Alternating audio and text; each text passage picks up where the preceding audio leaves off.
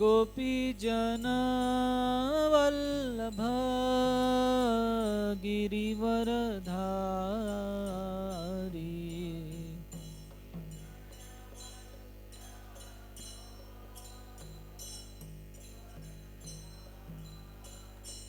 जय गोपीजन वल्लभ गिरिवरधारी।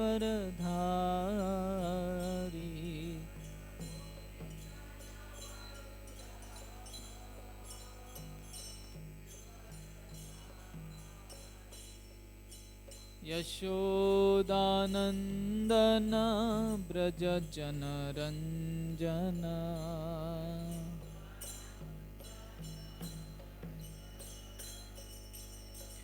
यशोदानंदन ब्रज जनरंजन।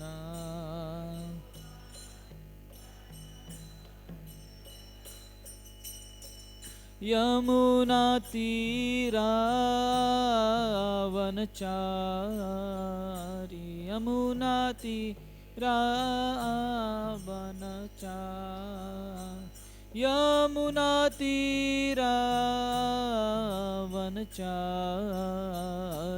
यमुना तीरावनचारी।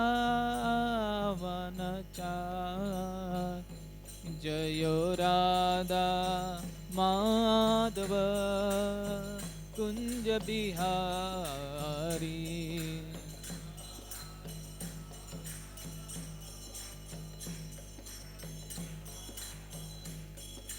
गोपीजन वल्लभ गिरिवरधारी।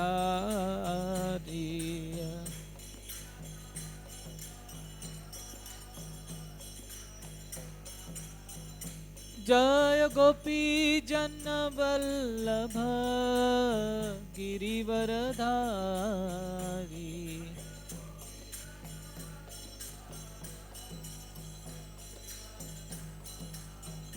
जय गोपीजन वल्लभ गिरिवरधारी।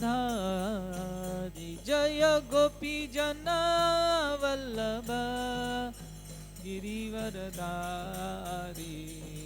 यशोदानंदन ब्रज जनरंजन। यशोदानंदन ब्रज जनरंजन।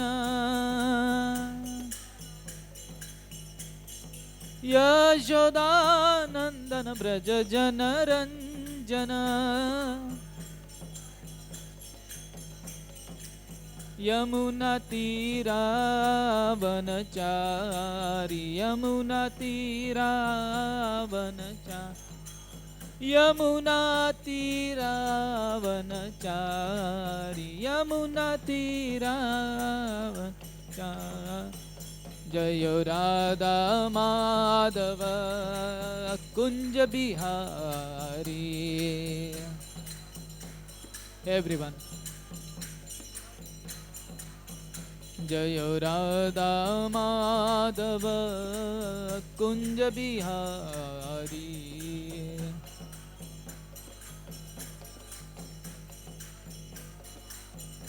जय राधा माधव राधा माधव श्री राधे। राधा माधव श्री राधे। जय प्रभुपदा जय प्रभुपदा। प्रभुपदा जय Prabhupada.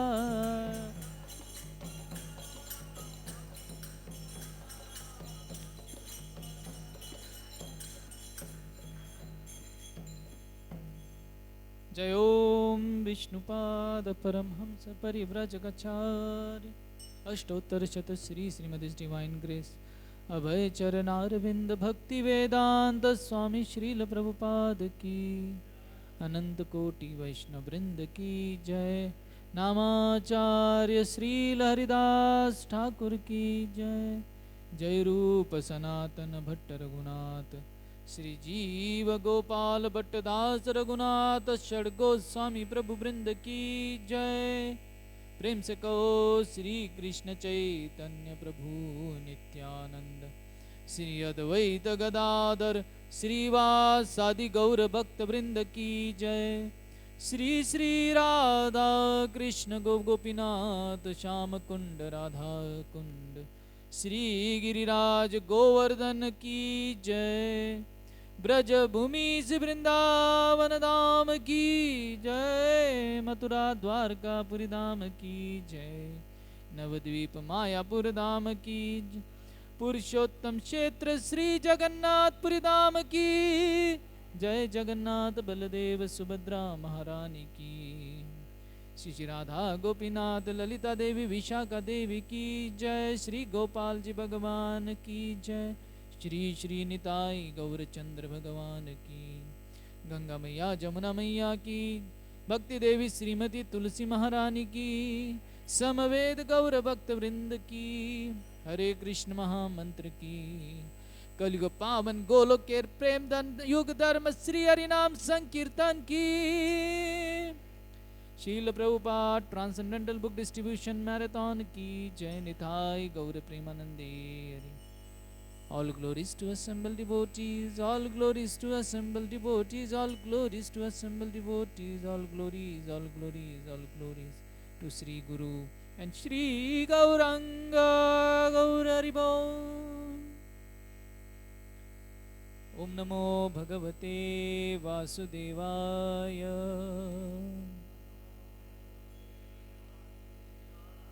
Om Namo Bhagavate Vasudevaya.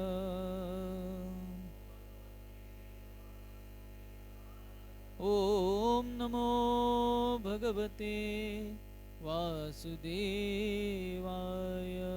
Om Namo Bhagavate Vasudevaya.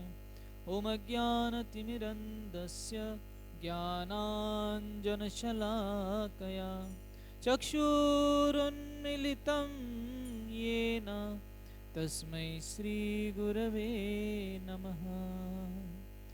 नमो विष्णुपदाय कृष्णप्रेष्ठाय भूतले श्रीमते भक्तिवेदान्त स्वामी निति नामिने।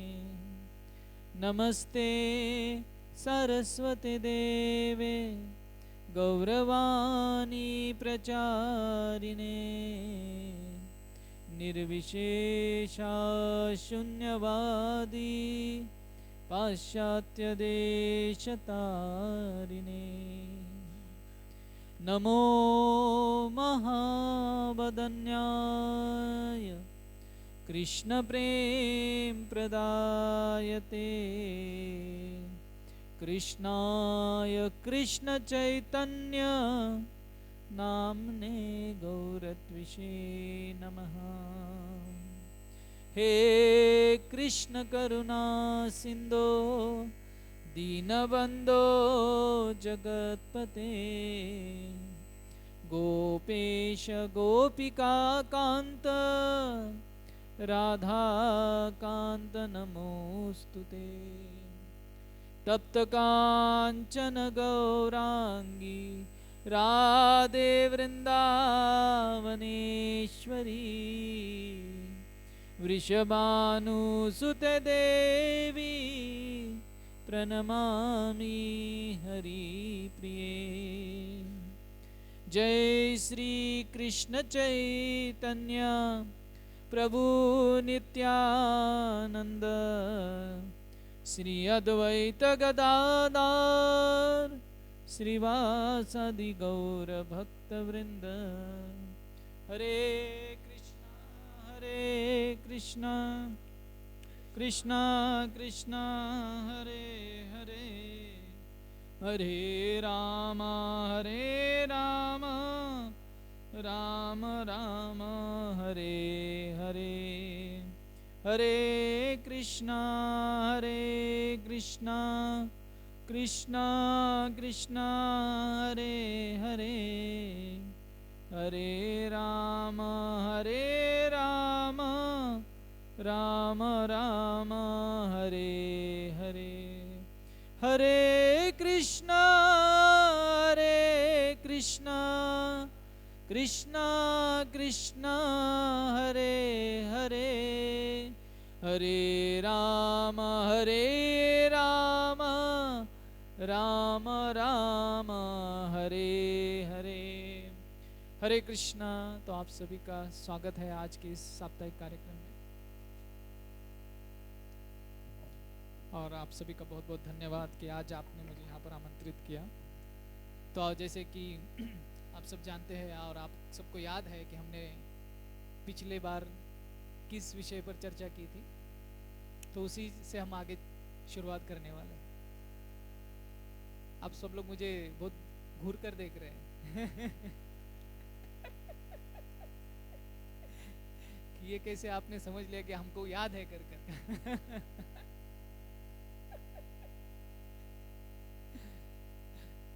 क्षमा कीजिएगा। लेकिन हमने पिछली बार जब मैं दिवाली के पहले जब आया था तो हमने चर्चा की थी हरि नाम पर, हरि नाम का महत्व पर हमने चर्चा की थी। तो उसी से हम आगे हरि नाम में हमारी श्रद्धा कैसे और दृढ़ की जाए वह समझने का आज हम प्रयास करेंगे।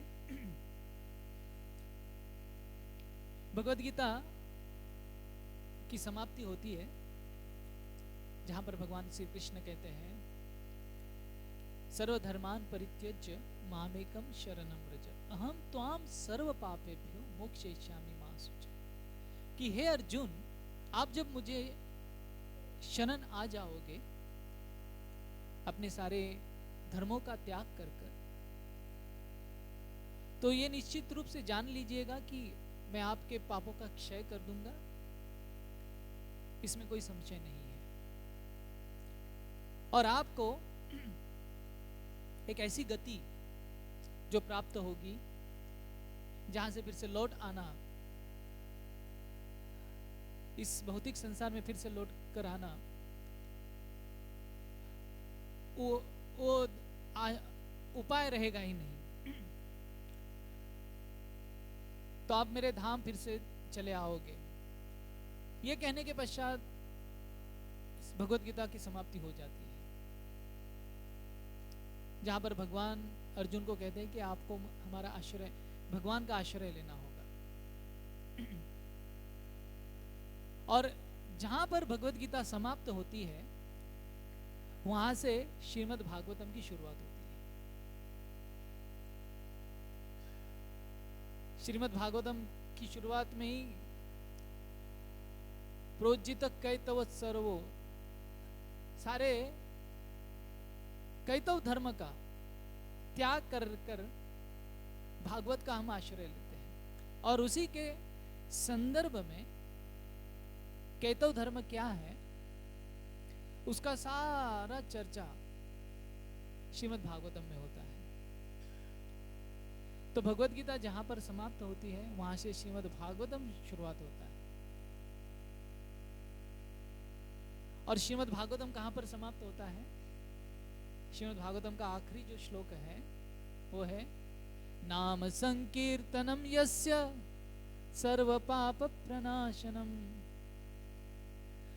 नाम संकीर्तनम यस्य सर्व पाप प्रणाशनम प्रणामी दुख शमनस्तम नमामि तम हरि परम।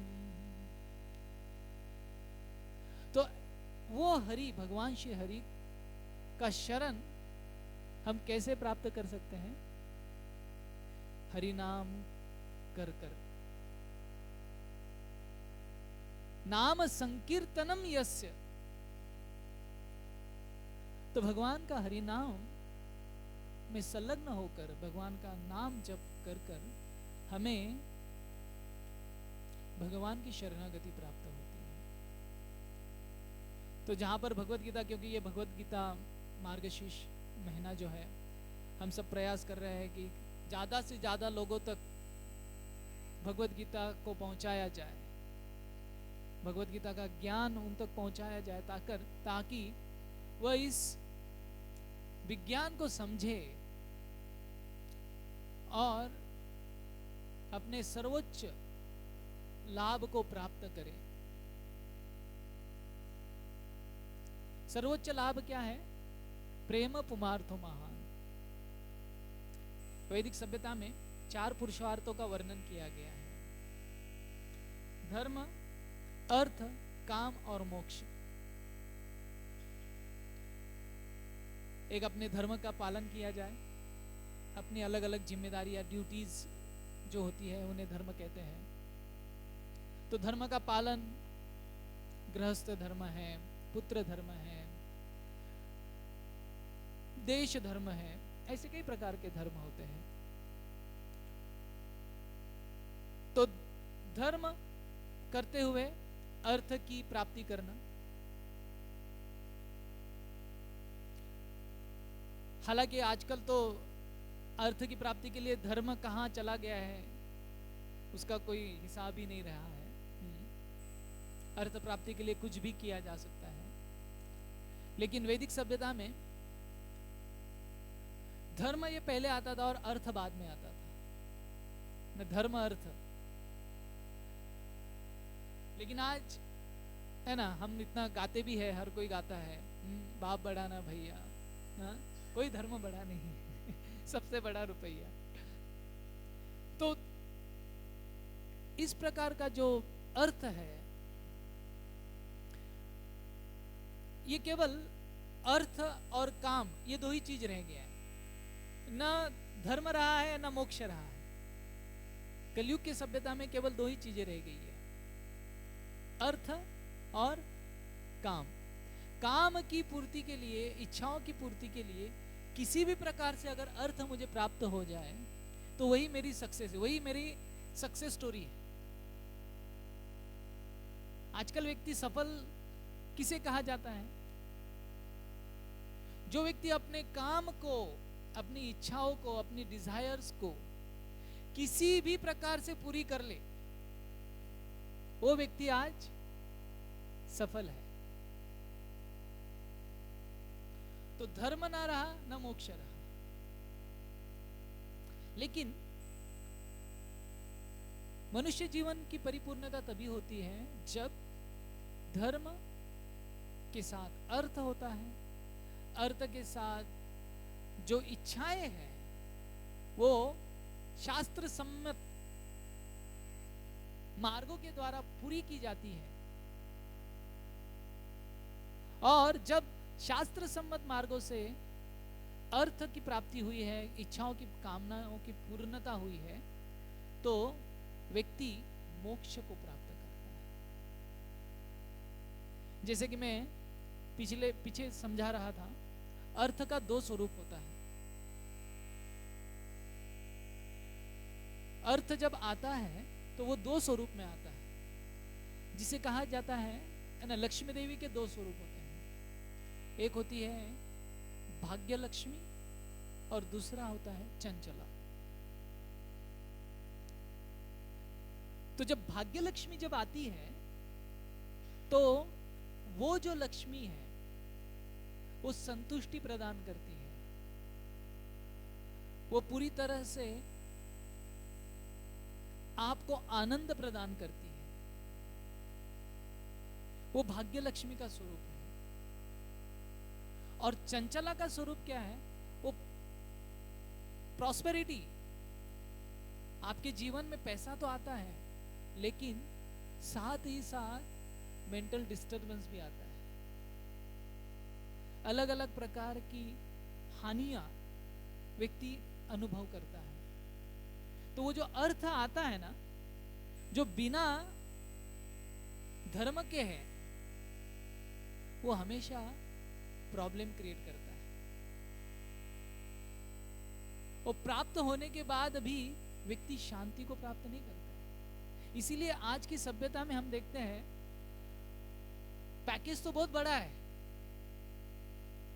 लेकिन मेंटल स्टेबिलिटी नहीं है, मेंटल पीस वो नहीं है। तो ये अर्थ का हम उस सटल सेंस जो है, सूक्ष्मता जो है, वो हम देखने में हमारे पास चक्षु नहीं है। इसीलिए कई बार लोग कहते हैं कि अरे भारत में आप लोगों के पास, आप इतना धर्म का पालन करते हो, भगवान की पूजा अर्चना करते हो, लेकिन भारत तो एक थर्ड वर्ल्ड कंट्री है ना, उसमें आता है। लेकिन बाकी देखो, बाकी तो कोई इतना धर्म का पालन नहीं करता है, लेकिन वहां पर कितना प्रॉस्पेरिटी है, कितना विकसित देश है। लेकिन अगर आप गौर से तुलना करें, कंपैरिजन अगर करें, तो पाश्चात्य देश का ऐश्वर्य जो है वो बाहरी रूप से तो बहुत अच्छा लगता है, लेकिन अगर वहां के व्यक्तियों का अगर हम जीवन देखें तो पूरी तरह से अशांत है।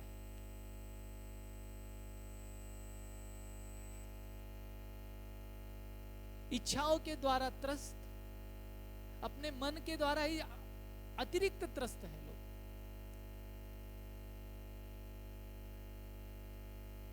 आनंद और सेटिस्फैक्शन, पूर्णता का अनुभव ही नहीं कर पा रहे हैं। तो बाहरी रूप से तो बहुत अच्छा लग रहा है, लेकिन वहां पर का जो हर एक व्यक्ति का जीवन है वो कितना त्रस्त है, इसका कभी हम अंदाजा नहीं लगाते। तो प्रॉस्पेरिटी वो किस प्रकार का लक्ष्मी का स्वरूप है? चंचला। चंचला का एक अर्थ क्या होता है? आज यहां पर है, कल उधर रहेंगे, कल कहीं पर और रहेंगे। तो ये रावण की लंका में भी ऐसे ही था। रावण की लंका सोने की थी, लेकिन रावण खुद परेशान रहता था अपनी इच्छाओं से। 10 सिर थे, लेकिन बुद्धि नहीं थी। तो बाहर बहुत कुछ है, लेकिन अंदरूनी शांति जो है वो प्राप्त नहीं है। तो इसीलिए वैदिक सभ्यता में ये बहुत कुट कर समझाया गया था कि अर्थ धर्म के बिना अगर आया तो केवल वो विनाश ही लेकर आएगा। तो रावण का वही हुआ। रावण के पास ऐश्वर्य तो था, लेकिन वो चंचला का स्वरूप में था। धर्म के विरुद्ध जो कार्य किया गया। तो धर्म, अर्थ, काम और मोक्ष, ये 4 पुरुषार्थ है। लेकिन श्री चैतन्य महाप्रभु ने हमें पंचम पुरुषार्थ दिया गया है, और वो क्या है? मोक्ष से भी परे प्रेम पुमार्थो महान। हालांकि साधारण आध्यात्मिकता में हमें मोक्ष की प्राप्ति करने के लिए बताया गया है। अगर किसी भी भारतीय को पूछ ले कि भाई आखिरी में आपको क्या प्राप्त करना है, भाई मोक्ष चाहिए। मोक्ष का क्या अर्थ होता है? मोक्ष का अर्थ होता है कि मेरी जो परेशानियां हैं उसे मुझे मुक्ति मिलनी चाहिए। और हमारी सबसे बड़ी समस्या क्या है? सबसे बड़ी परेशानियां क्या है? पुनरपि जननम पुनरपि मरणम पुनरपि जननी जठरे शयनम, यह संसारे बहु दुस्तारे कृपा करी पाही मुरारे। तो जीवात्मा का सबसे बड़ा दुख और सबसे बड़ा शोक क्या अगर है तो पुनरपि जननम पुनरपि मरणम। इस संसार में बार बार जन्म लेना, और जन्म के साथ साथ क्या प्राप्त होता है? अलग अलग प्रकार के क्लेश प्राप्त होते हैं। हर एक व्यक्ति हर एक प्रकार से किसी न किसी क्लेश से गुजरता है। तो क्लेश का कारण जन्म है।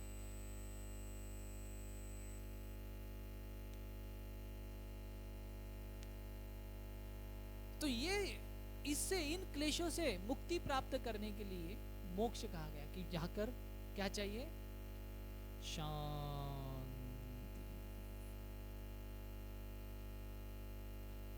है ना, कभी कभी घर में या जीवन में बहुत ही परेशानी होने लगी तो हम क्या बोलते हैं कि अरे कहीं दूर चला जाके इससे सबसे मुझे क्या चाहिए? छुटकारा चाहिए। बॉस की है ना, प्रोडिंग, बॉस पीछे लगा हुआ है, ये पीछे लगा हुआ है, ये काम करना है, वो काम करना है, व्यक्ति बस क्या चाहिए, छूटना चाहिए। तो छुटकारा का क्या है, that is a small time मोक्ष।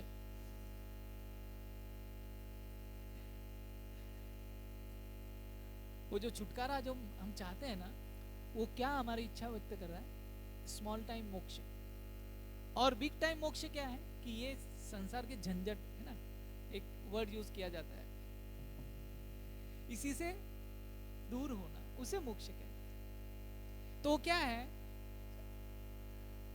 आचार्य हमें समझाते हैं कि एक व्यक्ति को लगातार आप चाटा मार रहे हो, चाटा मार रहे हो, 5 मिनट चाटा मार रहे हो, तो 2 मिनट आप रुक गए, तो वो स्थिति को क्या कहते हैं, मोक्ष। उसमें कोई पॉजिटिव अनुभव नहीं है।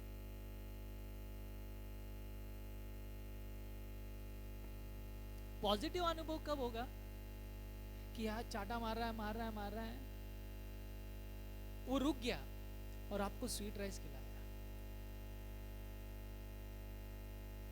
वो स्वीट राइस खाना क्या है, प्रेम पुमार्तो महा, कि न केवल इस जन्म मृत्यु के चक्र से या क्लेशों से दूर होना, लेकिन भक्तों को इतना प्रेम प्राप्त होता है भगवान की भक्ति में कि वो क्या कहता है, भगवान कृष्ण भगवत गीता में क्या कहते हैं, इस संसार का वर्णन क्या करते हैं वो, हाँ, दुखालयम अशाश्वतम। लेकिन भक्त भगवान के भक्ति में इतना संलग्न हो जाता है, इतना आनंद को प्राप्त करता है, तो भगवान के ये दुखालयम अशाश्वतम के डेफिनेशन को ही चेंज कर देता है। वो कहता है विश्वम पूर्ण सुखायते। भगवान भगवत गीता में कहते हैं दुखालयम अशाश्वतम, और चैतन्य महाप्रभु के ये भक्त हैं जो कहते हैं कि विश्वम पूर्ण सुखायते, कि ये जो विश्व है पूर्ण सुख प्रदान कर रहा है। क्यों? क्योंकि वे भगवान कृष्ण से सम्मिलित हो चुके हैं, भगवान के भक्ति में वो सम्मिलित हो चुके हैं। इसीलिए वो जो दुख का अनुभव है ना, जैसे मानो हमारे शरीर पर किसी ने एक जस्ट ऐसे जरा सी है ना, उसको क्या कहते हैं, चिमटी ली है, उसका कितना अनुभव होगा, एक थोड़ा बहुत अनुभव होगा, लेकिन साथ में ही आपका फेवरेट आइटम आपको खिला रहे हैं, तो आपको वो चिमटी का एहसास होगा? नहीं होगा। तो भक्ति का अनुभव उसी प्रकार से है। इस संसार के दुख वो जस्ट छोटी सी जो चिमटी है ना, उसके जैसे समान लगते हैं, क्योंकि आनंद का अनुभव इतना हो रहा है। लेकिन आनंद के अनुपस्थिति में वो छोटी सी जो चीज है वो बहुत बड़ी लगने लगती है।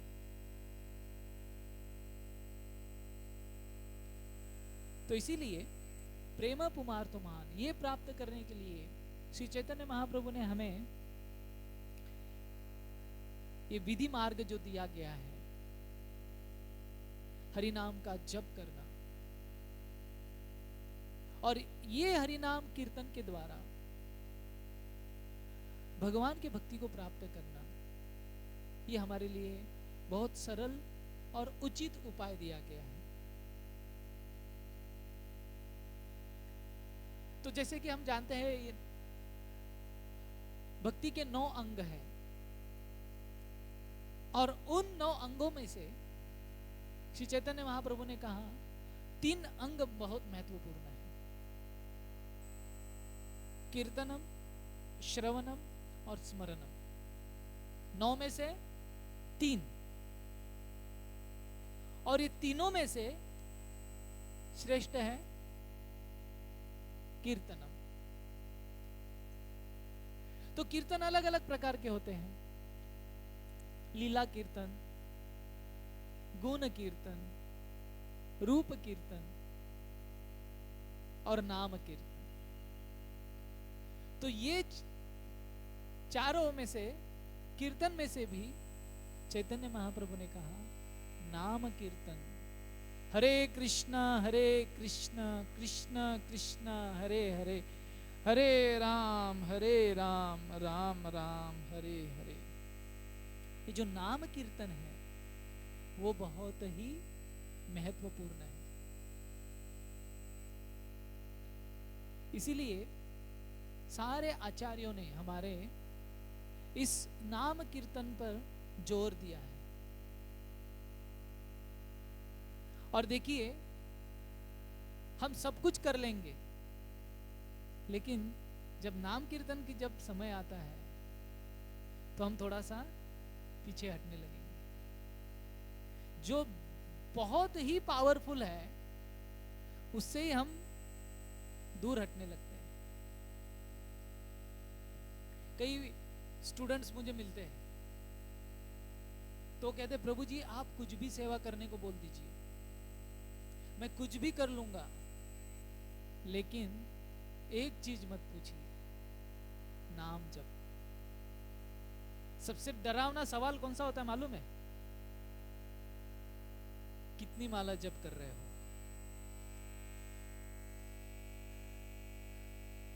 तो वो जब पूछ लिया तो दूर से दूर भाग गया, प्रभु जी मिलता हूं मैं आपको बाद में। हाँ? माला जप का उसको काउंट पूछा, आज कितनी माला की? तो बोला प्रभु जी मैंने ये किया ये किया ये किया। मैं पूछ रहा हूं माला कितनी की? तो ये मन जो है सबसे ज्यादा प्रोटेस्ट करेगा जब हम चैंटिंग करेंगे। आप लोगों ने कभी स्टीप माउंटेनियरिंग किया है ना? नहीं किया है ना? जपा करके देख लीजिए, अनुभव आ जाएगा। ऐसे लगता है कि मानो बहुत असंभव ऐसा पर्वत चढ़ लिया है, एक माला अगर कर लिया।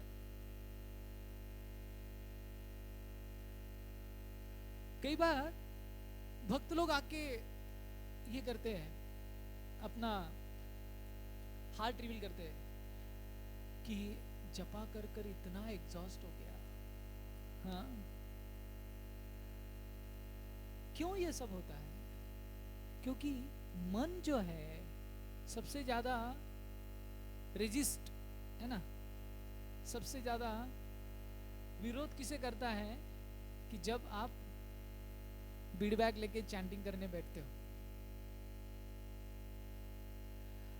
अगर 15 मिनट भी अगर व्यक्ति शांति से बैठ जाए तो मान लो उसने बहुत बड़ी चीज हासिल कर ली उस दिन के लिए। क्योंकि 15 मिनट अगर व्यक्ति बैठकर वो उसको घुमाएगा, खड़ा करेगा, मोबाइल की तरफ खींचेगा, टीवी चालू करने के लिए गए, कई प्रकार के जो डिस्ट्रैक्शन जिसे कहते हैं वह करवाने लगा है। तो वो हैंडल करने के लिए बहुत शक्ति की आवश्यकता होती है। और लगातार कंसिस्टेंटली जब पर ही मुझे फोकस करना है, ये दृढ़ निश्चय आना बहुत आवश्यक है। अगर इनिशियल फेज हमने अगर क्रैक कर लिया है ना, आपने अगर देखा होगा ये एक भौतिक शास्त्र का नियम है कि जब सैटेलाइट ऊपर जाता है तो मान लीजिए उसका अगर 100 लीटर अगर उसका फ्यूल है तो उसका 50% जो ईंधन है, फ्यूल है, वो कहाँ खर्च होता है पता है? टेक ऑफ करते वक्त ग्रेविटी के बाहर जाने के पहले उसका 50% फ्यूल एग्जॉस्ट हो जाता है, और 50% में उसको पूरा आगे का सफर करना है। उसी प्रकार से आध्यात्मिक जीवन में शुरुआत में जब तक हमारी श्रद्धा कोमल है, तब तक हमारा सबसे ज्यादा फोर्स जपा से पार होने के लिए होता है। सबसे ज्यादा संघर्ष हमें करना पड़ता है। और वो कोमल श्रद्धा का जो फेज अगर हम दूर कर ले, उसे पार कर ले, तो फिर हमें आसानी से भक्ति में आगे बढ़ सकते हैं।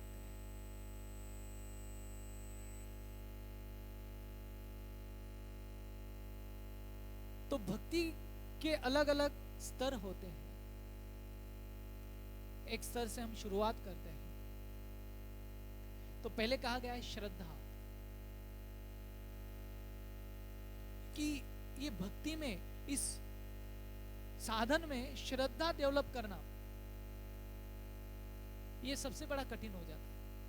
कि कभी कभी व्यक्ति सोचता है कि केवल जप करने से ही मुझे सर्व सिद्धि प्राप्त हो जाएगी क्या ये भक्ति मार्ग ही परिपूर्ण है क्या? ये कोमल श्रद्धा से हम हमेशा टकराव होता है कि अरे केवल जप करने से क्या सब कुछ प्राप्त हो जाएगा।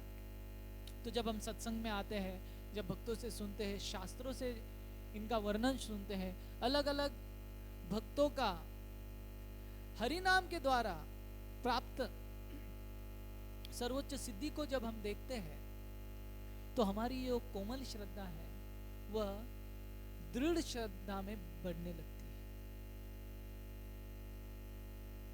और साथ ही साथ आदो श्रद्धा, जब साधु संग होता है, भक्तों के संग में जब हम आते हैं, तो श्रद्धा और दृढ़ होने लगती है।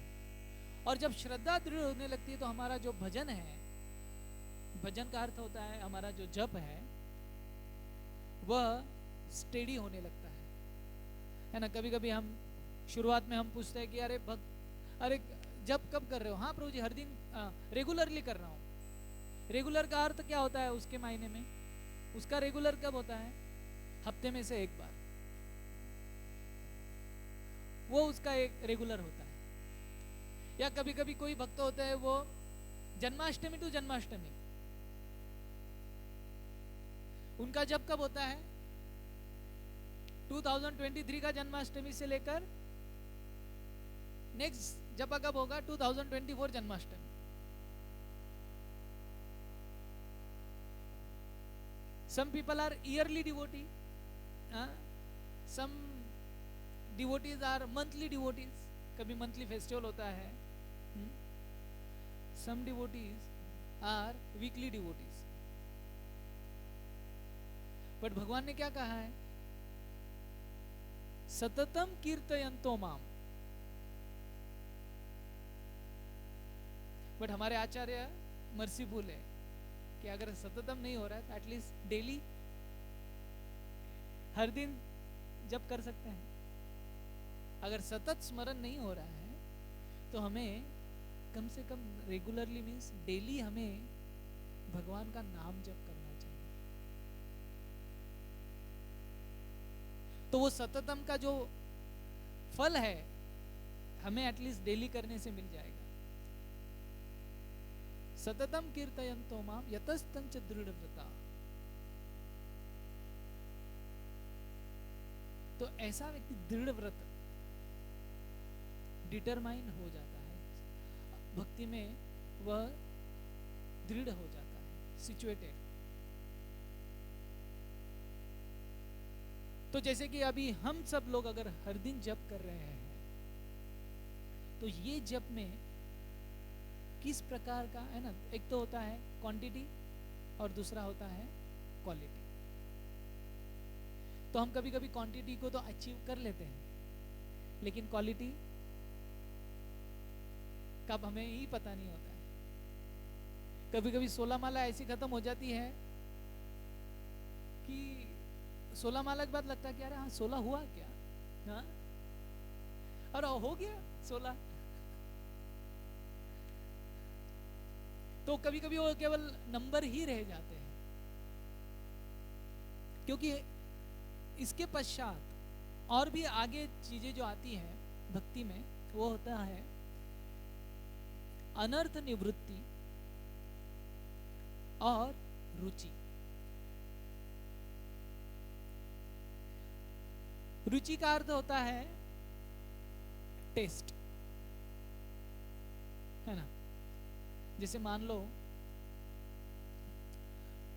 एक बार किसी चीज का चस्का अगर लग जाए तो हमेशा आपको बार बार स्मरण होता है, अरे वो मिलना चाहिए, वो मिलना चाहिए, वो होना चाहिए। That is called attachment. Attachment का ये जो अटैचमेंट का अर्थ होता है जो आपके दिमाग में हमेशा, आप अगर खाली बैठे हो तो आपके दिमाग में जो आता है उसे अटैचमेंट कहते हैं। जो पहला थॉट, पहली चीज, तो अगर आपको अगर जानना है कि मेरी अटैचमेंट्स कहाँ कहाँ है, तो कुछ समय आप कुछ मत कीजिए, और जो जो विचार, जिस जिस व्यक्ति, जो जो चीजें आपके दिमाग में आ रही है, तो समझ जाना ये आपकी अटैचमेंट्स है। तो अगर कृष्ण के प्रति अटैचमेंट है कि नहीं है, हरि नाम के प्रति अटैचमेंट है कि नहीं है, ये जानने के लिए हमें क्या करना चाहिए, वो रुचि प्राप्त करने के लिए। तो वो रुचि तभी आए क्योंकि अभी हमारा स्थिति क्या है, अभी का स्थिति होता है मेरी माला कब खत्म होगी, या मैं कब आखिरी हरे कृष्ण महामंत्र कब करूंगा, है ना। जैसे ही वो 16 माला का आखिरी मंत्र आता है तो हमें एक प्रकार का रिलीफ एक होता है ना कि अरे हाँ एटलीस्ट नाउ लास्ट मंत्र इज डन। लेकिन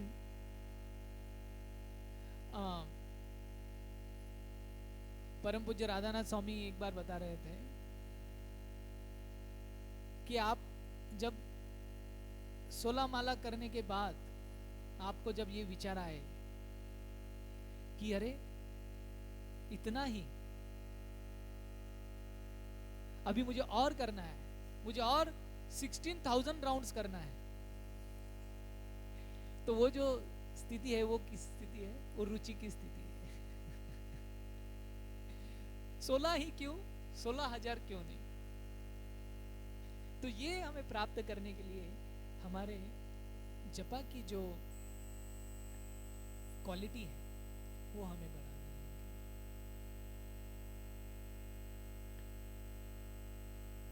तो भूरीजन प्रभु जिन्होंने एक बड़ा ही सुंदर एक किताब लिखी है जिसका नाम है जपा, तो इसमें उन्होंने 9 प्रकार की कुंजियां, 9 कीज फॉर बेटर जपा, अच्छा जप करने के लिए हमें क्या करना चाहिए, इसका वर्णन बहुत अच्छी तरह से किया। पहले तो हमें ये समझना चाहिए कि हरि नाम हमें क्या क्या प्रदान कर सकता है, और जब हमें ये समझ में आ जाए कि हरि नाम क्या हमें प्रदान कर रहा है, तभी हम उस को अच्छे से करने के लिए प्रयास करेंगे। नहीं तो कई बार कई भक्तों का मैंने देखा है, मैं भी पहले ये गलती करता था कि ये जो हरे कृष्ण मंत्र है ना, एक हिसाब से 16 अक्षर का मंत्र है, कई बार भक्त उसे इतना शॉर्टकट कर देते हैं कि समझ में नहीं आता कि कौन सा मंत्र का जप कर रहे हैं।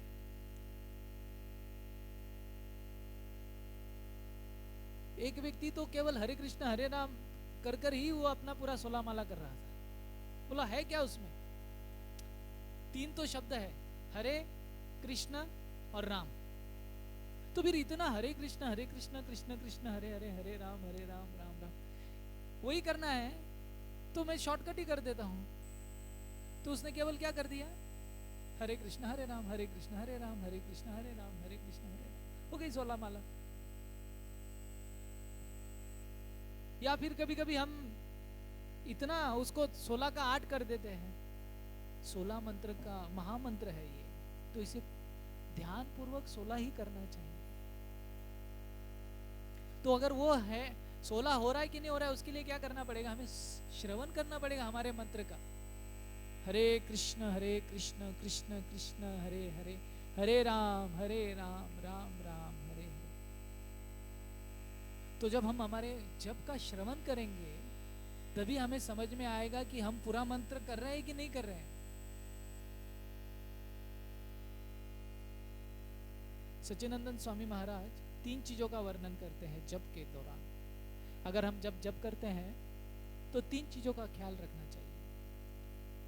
उसे कहते हैं 3 पीस। तो पहला पी है प्रोनाउंसिएशन। हम हरे कृष्ण का ही जप करेंगे। दूसरा है पोस्चर। पोस्चर का अर्थ होता है बैठना, किस प्रकार से आप बैठते हो। अगर आप अच्छे ठीक से बैठे हो तो ठीक से श्रवण होगा, है ना। जपा के कई पोस्चर हो जाते हैं, ऐसे ऐसे ऐसे, कोई कोई तो ऐसे भी जपा कर रहा था। एक भक्त तो महाविष्णु के पोज में जप कर रहा था। और महाविष्णु का पोज अगर आप जप कर रहे हो तो महाविष्णु की तो योग निद्रा होती है, हाँ? हम तो बैठे बैठे ही निद्रा में चले जाते हैं। तो वो निद्रा, वो पोज में तो निद्रा तो काफी सहज हो जाती है। तो एक भक्त वैसे ही जब करते करते लेट गया और जब सुबह उठा तो माला जितनी बची थी उतनी ही बची थी। तो सोच रहा अरे माला तो हाथ में दिन भर थी, रात भर थी, लेकिन कंप्लीट क्यों नहीं हुई। तो हमें ये पोस्चर का ख्याल रखना चाहिए। और तीसरा बहुत महत्वपूर्ण पी है, वो है प्रेयर, प्रार्थना कि भगवान मुझे कृपा कर कर मदद कीजिए कि मैं आपका जप ठीक से कर सकूं। और ये मैं जब आपकी आनंद के लिए कर रहा हूं, न कि मेरे आनंद के लिए। ये प्रार्थना करनी चाहिए। और प्रार्थना का एक और हरे कृष्ण मंत्र का अर्थ क्या होता है,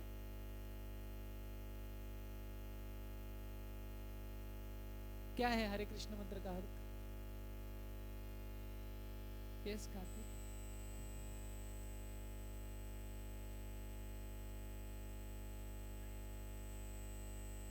हाँ, हरे कृष्ण मंत्र का अर्थ क्या है?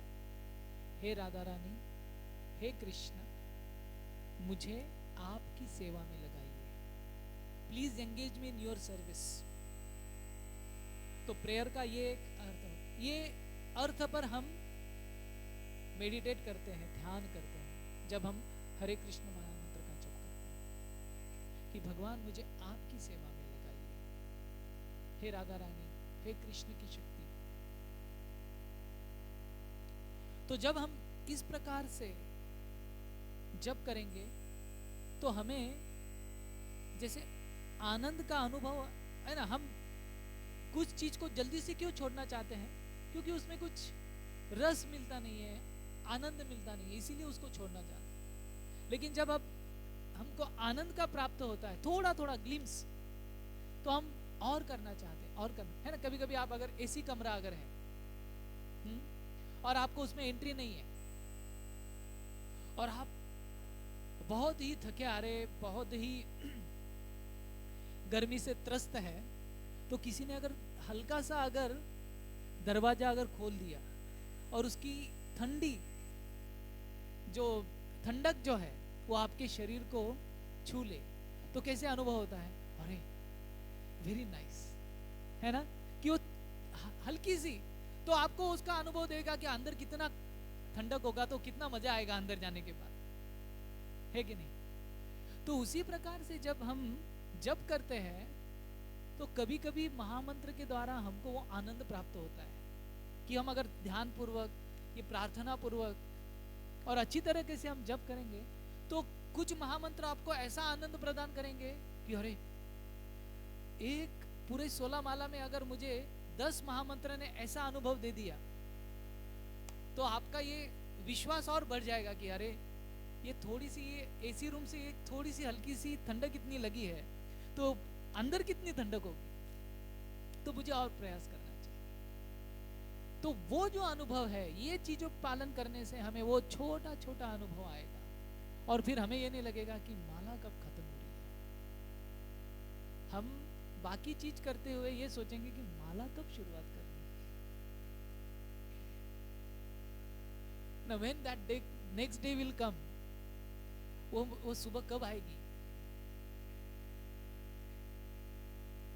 तो वो अनुभव हम जब इन नियमों का पालन करेंगे, इन आचार्यों के मार्गदर्शन के द्वारा हमें ये प्राप्त होगा। तो हमें पहले हरिनाम हमें क्या क्या प्रदान कर सकता है ये समझना है। तो चैतन्य महाप्रभु ने हरिनाम के 7 इफेक्ट्स बताए हैं। तो चेतो दर्पण मार्जनम भव महादावाग्नि निर्वापनम श्रेय कैरव चंद्रिका वितरणम विद्यावधु जीवनम आनंदाम्बुधिवर्धनम प्रतिपदम पूर्णामृतास्वादनम सर्वात्मस्नपनम परम विजयते श्री कृष्ण संकीर्तनम। तो हमने संकीर्तन का महत्व समझा है। अभी संकीर्तन से हमें क्या प्राप्त होता है ये समझना आवश्यक है। तो चैतन्य महाप्रभु हमें बताते हैं कि पहला इफेक्ट संकीर्तन का, संकीर्तन के द्वारा क्या होगा, चेतो दर्पण मार्जनम। सबसे पहले आपने अगर आईना देखा है, आईना तो हम हर दिन देखते हैं, हमेशा देखते हैं, है ना। आजकल तो मोबाइल में भी आ गए हैं आईना। तो आज चलते चलते ही एक दो, मैंने आज देखा कि एक दो लोग चलते चलते ही ऐसा ऐसा कर रहे हैं। मैं बोला हाँ, ऐसे ऐसे क्यों कर रहे हैं। तो वो वीडियो में अपने आप को देखकर बाल संवार रहे हैं, है ना। तो आईना हमें क्या दिखाता है, अपने ही स्वरूप को दिखाता है। तो हमारा मन की तुलना आईने से की गई है। चेतो दर्पण, तो आईना आपकी शक्ल को कब, आपके स्वरूप को कब दिखाएगा, जब आईना साफ सुथरा हो, है ना। अगर आईने पे अगर धूल जमी हुई है तो आप अगर उसके सामने अगर खड़े रहेंगे, कैमरे पर अगर धूल जमी है तो आपका चित्र दिखाएगा क्या, आपकी छवि को दिखाएगा क्या, नहीं दिखाएगा। अगर मान लो वो जो धूल है का जो आवरण है इतना बड़ा है तो आपकी छवि दिखेगी क्या। और ये रूम की जितना आईने पर धूल का आवरण है तो वो दिखेगा क्या। तो मुमकिन ही नहीं कि आप आपकी छवि को देख सकते हो। उसी प्रकार से कई प्रकार की धूल हमारे मन पर कई जन्मों से जमी हुई है, तो वो जमा होने के कारण अपने स्वरूप को नहीं दिखाता है। तो हमें क्या दिखता है, केवल ये मेरी इच्छा है, ये मेरा स्वभाव है, ये चीज मुझे प्राप्त करना है, यही सब कुछ हमें दिखता है। हमारे जो स्वरूप है, हमारा जो स्वरूप है उसके अलावा हमें बाकी सब कुछ दिखता है। तो जब हम हरिनाम करते हैं तो ये जो दर्पण है,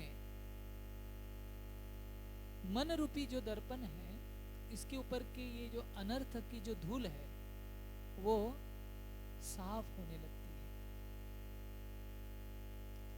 तो रूम जितना गंदा है तो उसे साफ करने में उतनी ज्यादा मेहनत लगती है ना। जो गृहिणियां हैं वो समझ सकती है कि दिन में से हम घर में तो 2-3 बार झाड़ू लगाते हैं ना, तो इमीडिएटली वो क्लीन हो जाता है।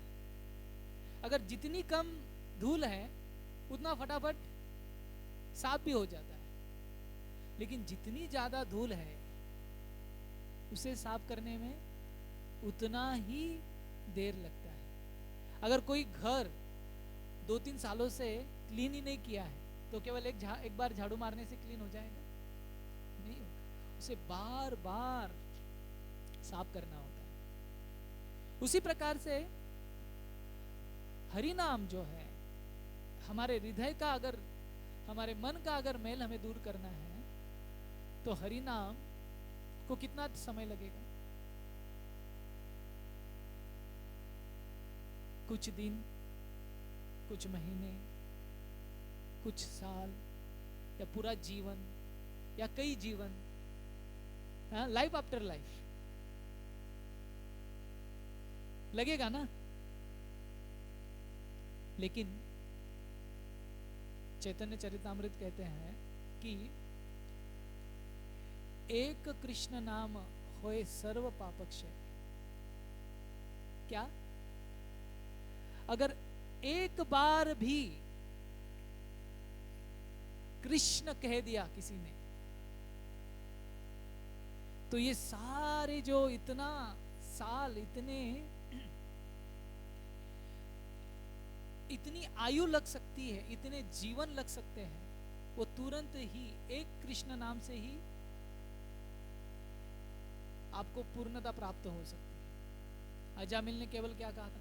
नारायण। और जैसे नारायण कहा बस समाप्त, भौतिक जीवन, सारे अनर्थ समाप्त। तो कृष्ण नाम में उतनी शक्ति है, अगर हम उसे सही मूड से, सही भाव से और अपराध युक्त नाम का अगर जप किया जाए तो केवल एक नाम ही सफिशिएंट है हमें सारे बंधनों से मुक्त करने के लिए। लेकिन जब हम हरि नाम, अगर वो हमारे पास क्वालिटी नहीं है, शुद्धता नहीं है, तो हमें वो शुद्धता लाने के लिए जप ही करना पड़ता है। तो हर दिन हम जो 16 माला का जो नियम करते हैं वो एक शुद्ध नाम प्राप्त करने के लिए प्रयास है। हमारा 16 माला करने का उद्देश्य क्या है कि एक दिन वो आएगा जहां पर हम एक तो शुद्ध कृष्ण नाम ले। अभी हमारा जो चल रहा है वो धुएं के साथ अग्नि, धुआं ज्यादा है अग्नि कम। हाँ, तो एक दिन ऐसे आएगा कि वो अग्नि इतना प्रज्वलित हो जाएगा धुआं नहीं दिखेगा। तो इसीलिए हर दिन करना है। कभी कभी लोग पूछते आ रहे, अगर एक नाम सफिशिएंट है तो हर दिन क्यों करना है? वो एक नाम कब सफिशिएंट होगा? जब वो शुद्ध होगा। तो वो प्राप्त करने के लिए तो चेतो दर्पण मार्जन, तो हरि नाम हमें हमारे मूल स्वरूप में प्रस्थापित करता है। मूल स्वरूप का परिचय हमें करवाता है। जीवेर स्वरूप होए कृष्ण रे नित्यदास। अभी हम समझ रहे हैं कि मैं ही बॉस हूं, दास का अभी भाव नहीं है कि नहीं? तो वो जो भाव जब आता है, जीवेर स्वरूप होए कृष्ण रे दास,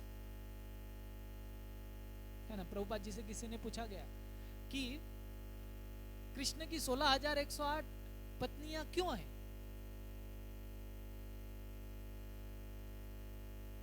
तो प्रभुपाद जी ने क्या उत्तर दिया? कृष्ण भगवान है। कृष्ण 16,108 क्या, 16,01,008 भी रख सकते हैं। लेकिन आपका प्रॉब्लम क्या है? कृष्ण की 16,108 है तो एटलीस्ट मेरी एक क्यों नहीं है? तो हम कृष्ण बॉस क्यों है ये हमेशा क्वेश्चन पूछते हैं कि वो ही क्यों एंजॉय करते हैं, मैं क्यों नहीं? तो जब तक वो बॉस का भाव रहता है ना कि आई शुड एंजॉय, मुझे सब कुछ प्राप्त होना चाहिए, वो जब हटता है तो हमें हमारे स्वरूप का अनुभव होता है कि मैं भगवान का सेवक हूं और भगवान की सेवा से मुझे आनंद, एंजॉयमेंट प्राप्त होगा। तो ये चेतोदर्पण मार्जनम, ये पहला है। दूसरा, इसका तो पहला हमारा मन शुद्ध होता है, दूसरा इसका अनुभव, इसका जो बेनिफिट है वो है चेतोदर्पण मार्जनम भव महादावाग्नि निर्वापनम। तो दावाग्नि सब लोग समझते हैं, दावाग्नि का अर्थ क्या होता है? अग्नि है ना, जब आग लगती है तो ठंडक मिलती है ना, फिर हाँ आदमी जलता है ना, जलन महसूस होती है। और अगर महादावाग्नि अगर है, महाअग्नि अगर है, थोड़ा सा जल गया कुकिंग करते हुए या प्रेस करते हुए तो तकलीफ होता है, लेकिन बहुत ही जल गया शरीर तो पेन, दर्द बहुत होता है। लेकिन इस संसार को कहा गया है महादावाग्नि। इस संसार में हर एक व्यक्ति जल रहा है,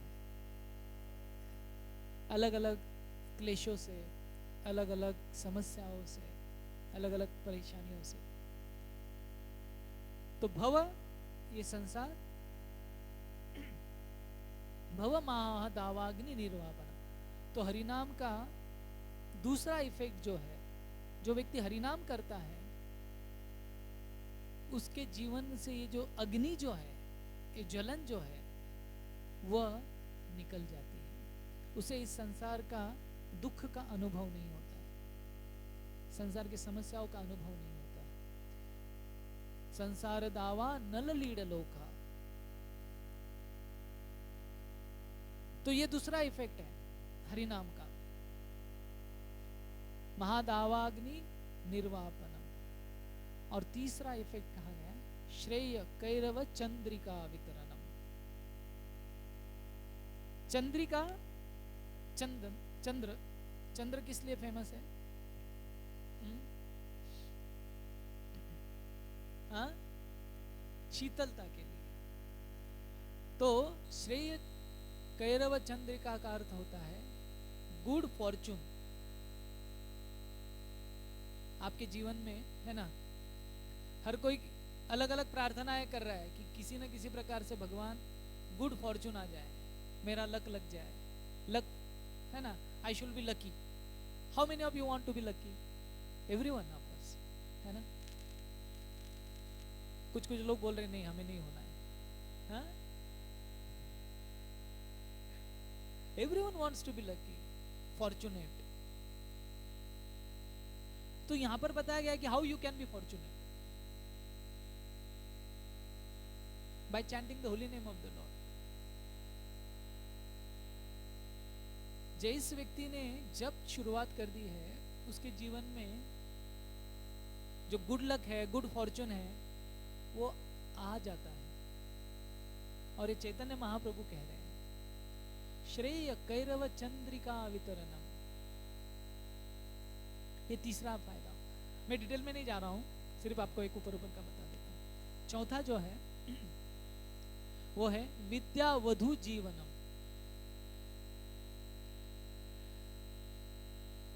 अभी यहां पर वधु का वर्णन हुआ है, ऐसे नहीं कि जब करने के बाद वर मिल जाता है, वधु मिल जाता है, हाँ? ये वधु है, हाँ? विद्या वधु। विद्या वधु का अर्थ होता है जिस प्रकार से एक पत्नी होती है वो पति के मार्ग का अवलंबन करती है ना। तो अगर जो व्यक्ति जप में संलग्न होता है तो उसके पीछे पीछे विद्या, नॉलेज जो है वो अपने आप ही आ जाता है।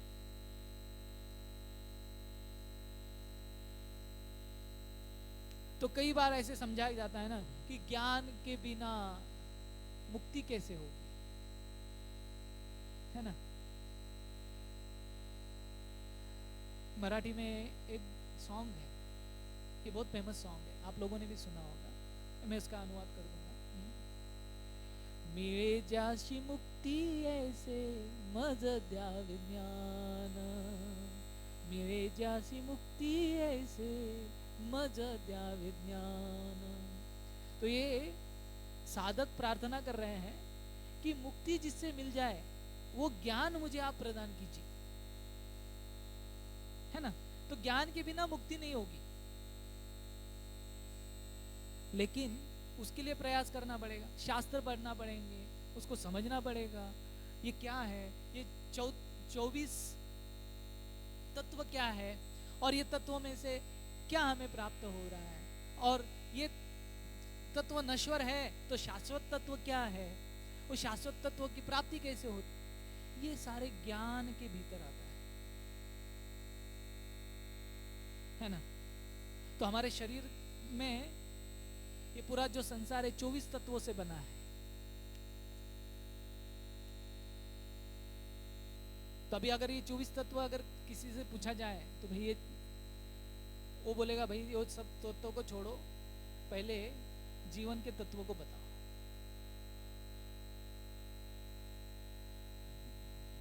तो वो ज्ञान को प्राप्त करने की आवश्यकता नहीं है। जो व्यक्ति जप में संलग्न हो जाता है, ज्ञान स्वयं ही स्फुरित हो जाता है। विद्यावधु जीवनम, the life of the wife of knowledge, ऐसा उसका अंग्रेजी में अनुवाद है, विद्यावधु जीवनम। ज्ञान और वैराग्य अलग से प्रैक्टिस करने की आवश्यकता नहीं होती है। जो व्यक्ति हरिनाम में संलग्न हो जाता है उसे ये सारी सिद्धियां अपने आप प्राप्त हो जाती है। तो और ये है विद्यावधु जीवनम। पांचवा है आनंदाम बुद्धिवर्धनम। आनंदाम बुद्धिवर्धनम, बुद्धि का अर्थ होता है सागर, और सागर की जो सीमाएं होती है वो सीमित होती है ना।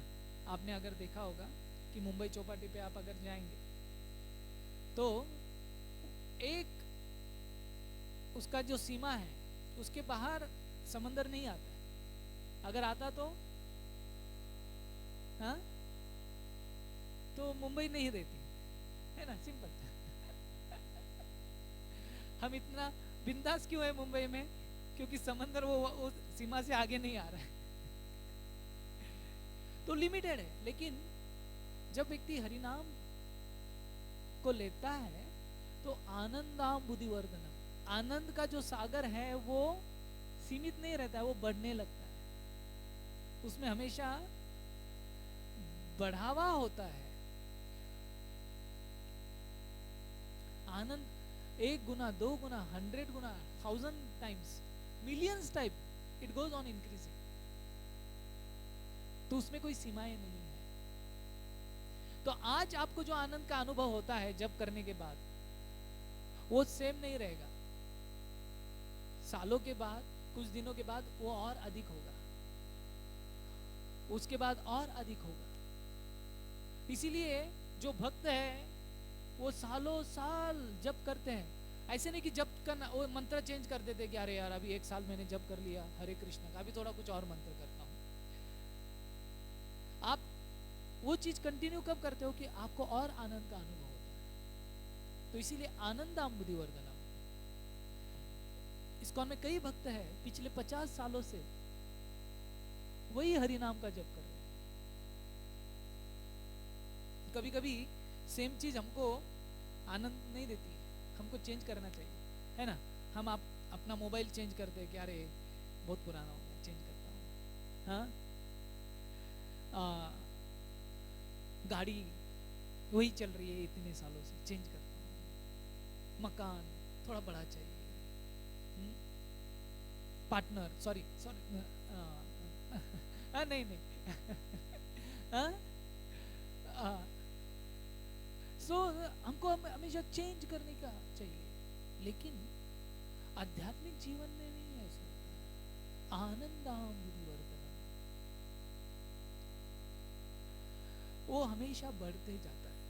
तो ये हरिनाम का इफेक्ट है।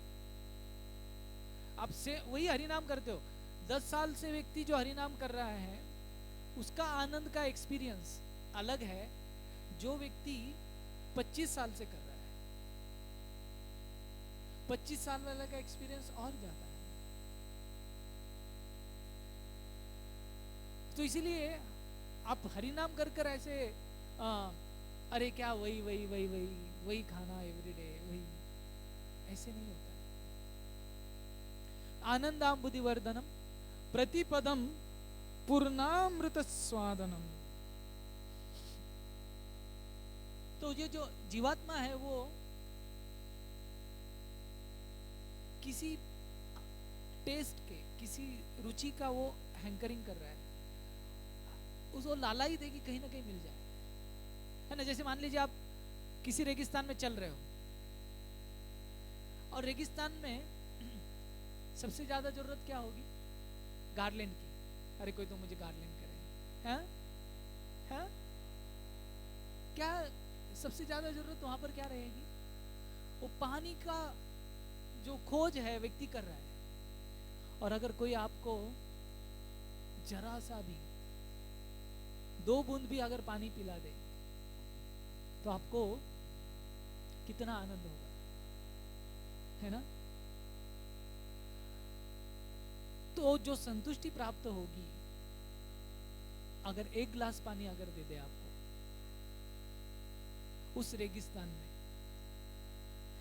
है ना, उसी प्रकार से पूर्णामृत स्वादनम, जब हम हरिनाम, हम जो आनंद की खोज कर रहे हैं ना, तो जब हम हरिनाम जब करते हैं तो तुरंत ही व्यक्ति को आस्वादन प्राप्त होता है। जैसे मान लो किसी रेगिस्तान में 1 गिलास पानी, what to speak of water, आपको न केवल पानी, साथ में आपको लेमन जूस, वो भी ठंडा आपको पिला रहा है,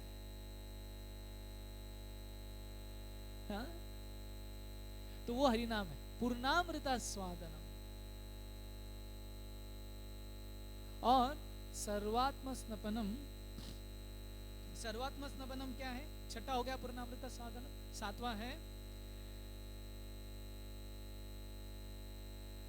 सर्वात्मनम, जो जीवात्मा की पूरी तरह से जो अनर्थ है उसको वो क्लीनिंग कर देता है, पूरी तरह से साफ कर देता है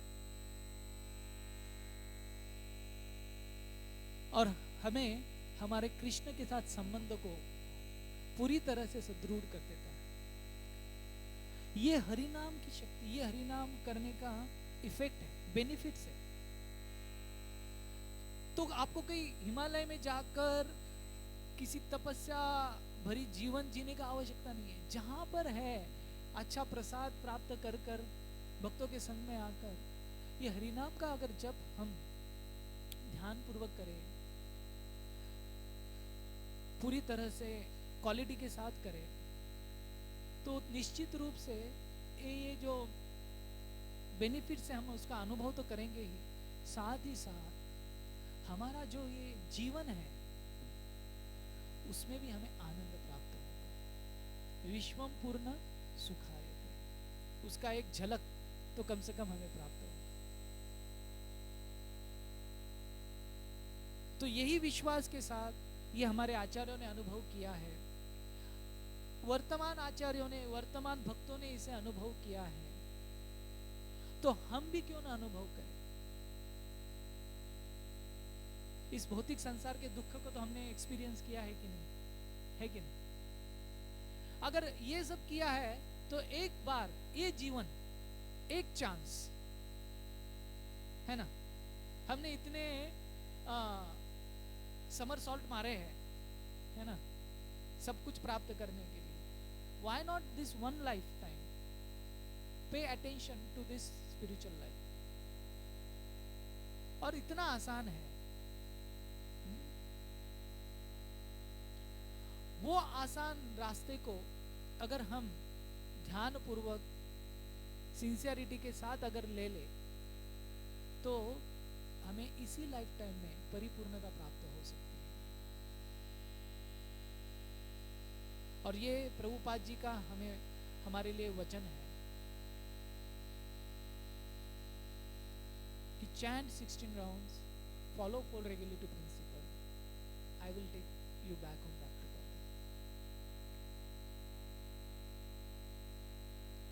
तो अगर हम ध्यान पूर्वक कर ले तो हम श्रील प्रभुपाद जी को संतुष्ट कर सकते हैं और उनकी संतुष्टि ही हमारी परिपूर्णता का कारण हो सकती है। हरे कृष्णा कृष्णा कृष्णा हरे हरे, हरे राम राम राम हरे हरे। हरि नाम संकीर्तन की, युग धर्म कलयुग पावन, गोलोकेर प्रेम धन, हरि नाम संकीर्तन की।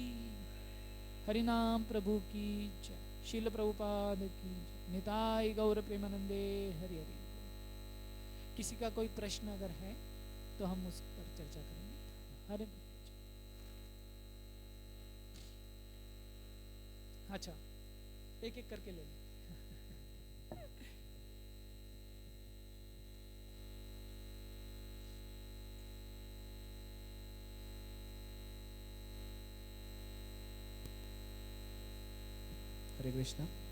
हरे कृष्णा प्रभु। मेरे 3 प्रश्न हैं। पहला प्रश्न, quantity versus quality. We have limited time, तो मैराथन रनिंग करके भगवान का नाम लिया जाए या वही टाइम में 2 ही माला करें या 4 माला करें? आपका मंतव्य जानना चाहता हूँ पर्सनल लेवल पे। दूसरा प्रश्न प्रभु ये है कि भगवान का नाम लेने के लिए कुछ टर्म्स एंड कंडीशंस होती है क्या, कि ऐसा होना चाहिए, वैसा करिए, प्रॉपर नाम लीजिए, वही टाइम पे लीजिए, थोड़ा ऐसा लीजिए, गुरुदेव वही बोलिए, तो वो आपका भी एक दूसरा। और तीसरा प्रभु, हरे कृष्ण मंत्र और कुंडलिनी अभी बहुत सुन रहा हूँ, तो प्रभु उसमें भी थोड़ा आप प्रकाश डालेंगे तो कि क्या है या आपका मंतव्य। हरे कृष्ण। तो एक एक कर हम प्रभु जी के सवालों को समझेंगे। तो पहला सवाल प्रभु जी का था कि हमारे पास लिमिटेड टाइम है तो उसमें मैराथन करे या ध्यान पूर्वक आराम से पूरा मन लगाकर हरे कृष्ण ऐसे 2 माला ही करे, है ना? तो क्या सही है, मैराथन करे या दोनों भी आवश्यक है, क्वालिटी भी और क्वांटिटी भी। हमारे आचार्यों ने कहा गया है कि आपका माला 7 से 8 मिनट के बीच में हो जाना चाहिए।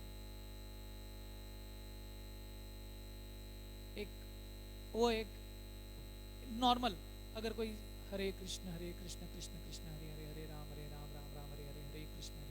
क्योंकि क्या है, माइंड, हमारा माइंड ना इतना ट्रेन नहीं है कि वो एक ही नाम पर इतना ध्यान करे।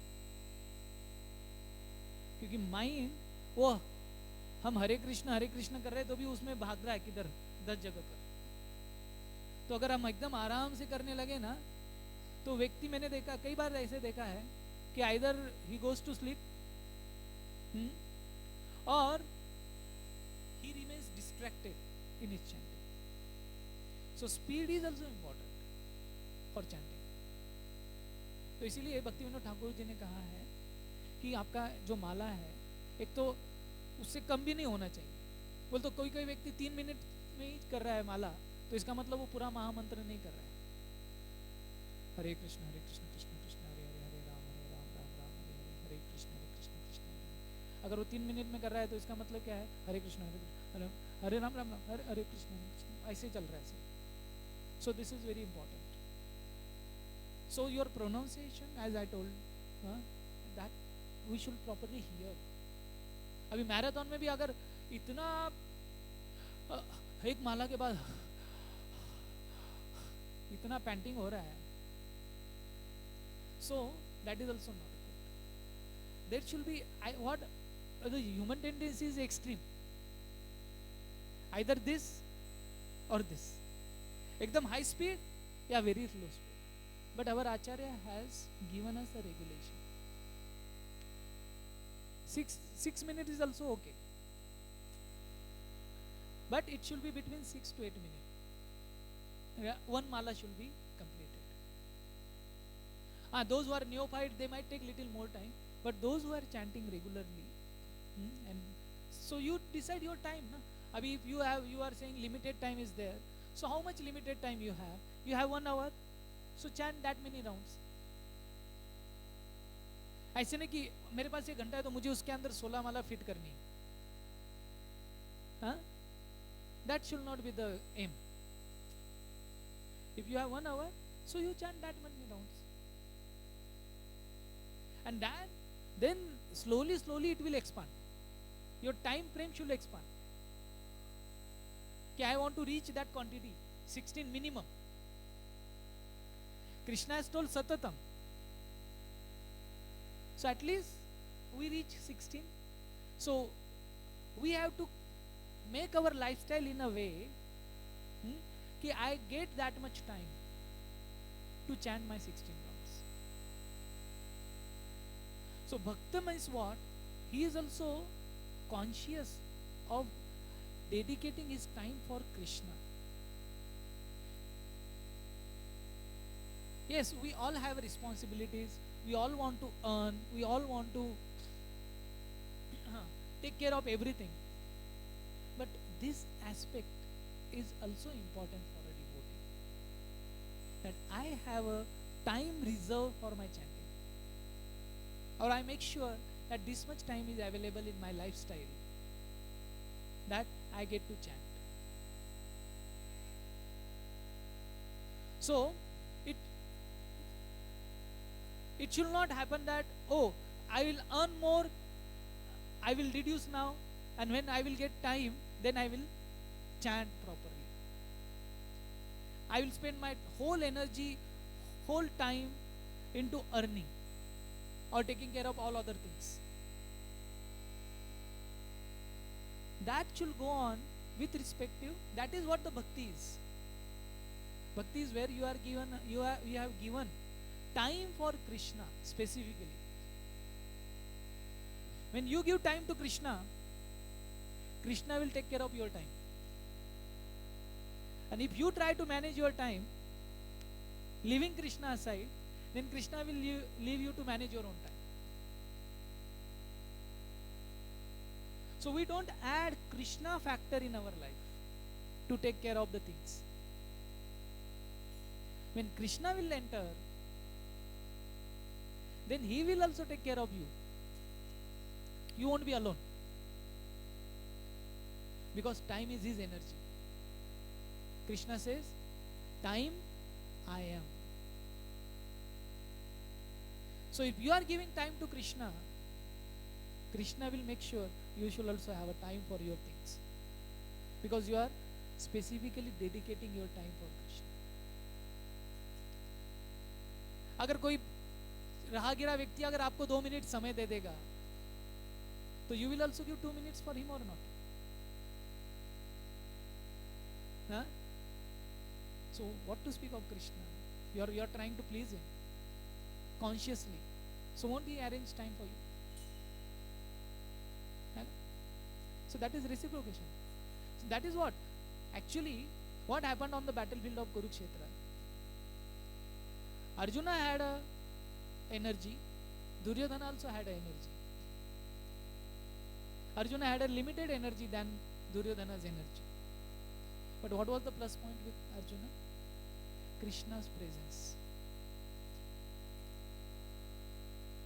Similarly, in devotee's life, if we have to say, Krishna, Krishna, this time is for you. If Arjuna would not have taken Krishna on the chariot, and he would not have heard Gita, बोला अरे यतिच्छेसी तथा कुरु, कृष्ण ने तो बोल दिया था, क्या जो आए मन में वो करो. But he followed Krishna. He gave space to Krishna. And then we could see the result. Although it was odd, but still they became victorious. Similarly, in our life also, when we give time to Krishna, leaving aside all our so-called responsibilities and all those things, He will make sure all those responsibilities will be taken care. कभी कभी हमारे devotee student सोचते, प्रभु जी ये 2 घंटा जपा का अगर मैं पढ़ाई में लगा दूं तो I will get more marks ना, 2 घंटा. बट जनरली वी से this 2 hours what you are chanting, that is helping you to sharpen your intelligence and memory. So generally you spend 6 hours to do one chapter, huh? With the help of chanting you will be able to do it in 4 hours. Your 2 hours are compensated this way, because your concentration, 6 hours you are distracted, you are doing so many other things. But when japa comes in life, your focus, your concentration, your grasping power, that all goes on another level. So basically you don't lose when you specifically chant your rounds. And if you feel, oh, I have only 1 hour, or I have only 1 hour, so according to that much proportion you chant, but don't cramp into that much time. This is the answer of your first question. Now the second question was Kundalini.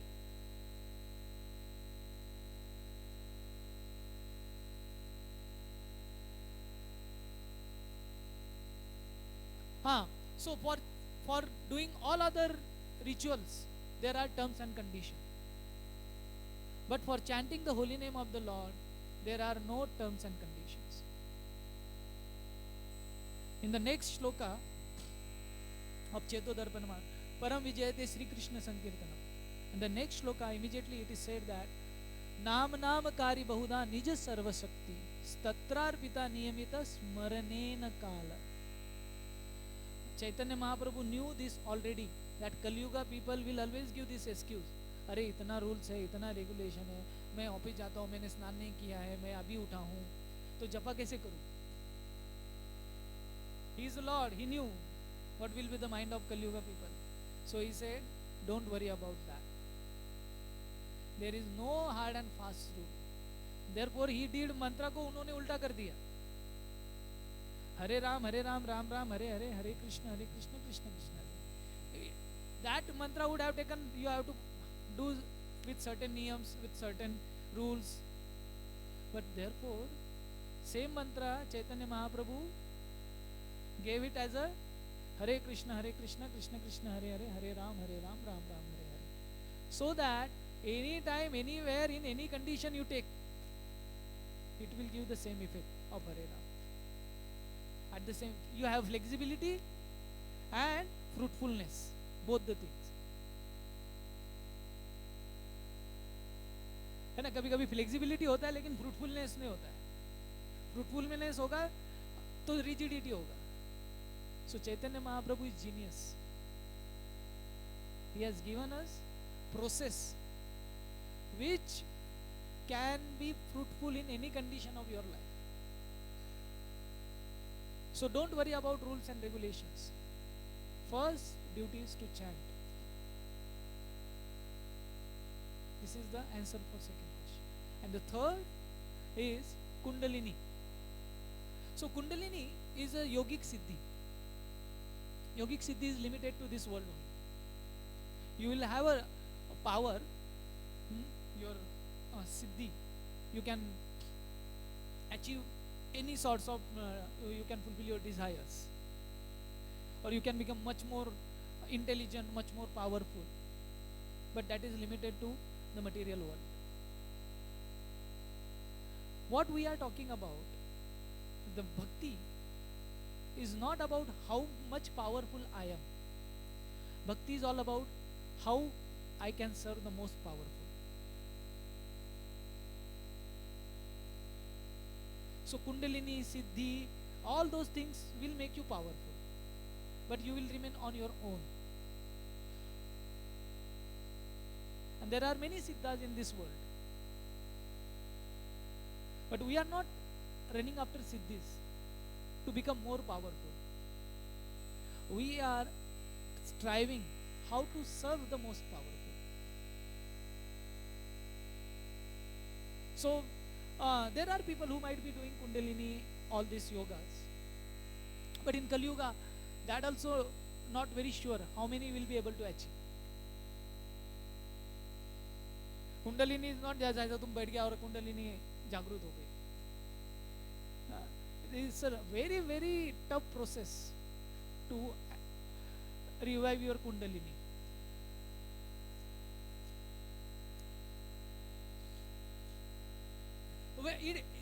हाँ नहीं Hare Krishna mantra has that much power, but it won't give you, and even if it comes, devotee is not bothered. He is bothered how much I will remember Krishna, है ना? That is the thing. And our acharyas and Hare Krishna mantra has all powers in that, but it is not encashed. Devotee doesn't want to encash on that, isn't it? वो ATM में है, लेकिन devotee उसको करना क्या है? Actually he runs away from such siddhis. Rishabdev, Madhvendra Puri, they were having those siddhis, but they never utilized those things. Huh? Is that clear? Yes, Karthik.